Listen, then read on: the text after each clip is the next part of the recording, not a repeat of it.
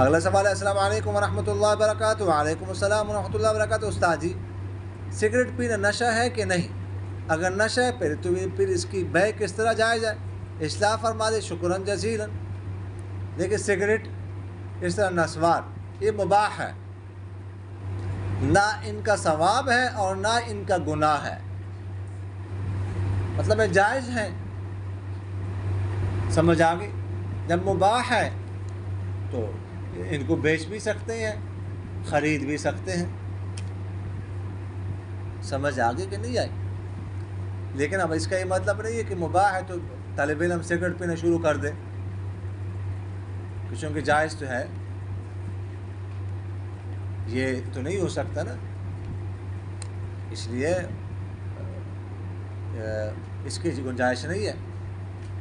اس کا مطلب یہ نہیں ہے کہ مدرسے میں ہر جائز عمل جو ہے اس کی اجازت ہو، جائز ہونا اور بات ہے، لیکن مدرسے کے اصول اور ضوابط اور بہت سارے ادارے ہوتے ہیں، بہت سارے جائز کام ہوتے ہیں لیکن ممنوع ہوتے ہیں، سمجھ آگے کہ نہیں آئی؟ جی۔